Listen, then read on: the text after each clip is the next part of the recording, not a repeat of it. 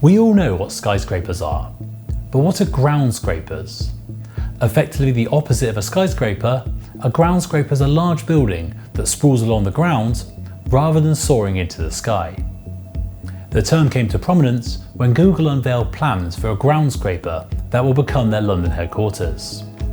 Designed by Bjarke Ingels, Thomas Heatherwick and British architectural practice BDP, the vast $1.3 billion office block is only 11 stories high, but more than 1,000 feet or 330 metres in length, as long as London's Shard is tall. The building is an example of how extending horizontally, rather than vertically, can provide large amounts of office space needed for global corporations.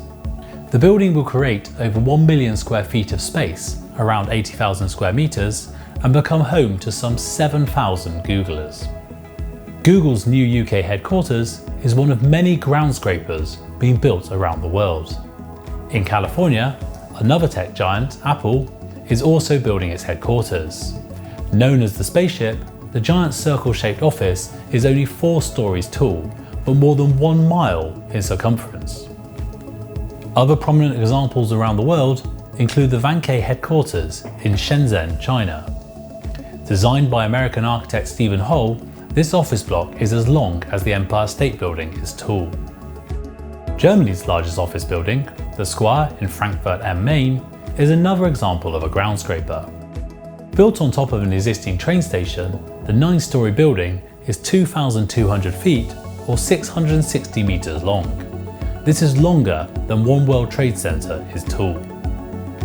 Proponents of groundscrapers argue that they have many advantages over skyscrapers.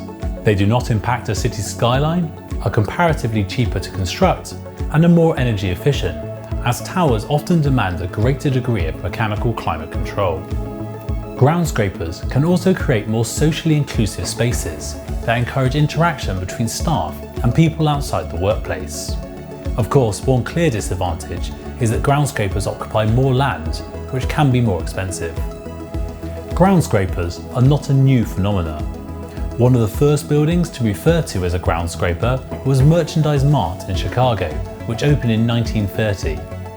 Although only 18 stories tall, the building has a 4 million square foot or 372,000 square metre floor area and is almost 50% larger than the Empire State Building. The Pentagon, built in 1943, is another early example of a groundscraper. Although only 5 stories tall, the building is one of the largest offices in the world.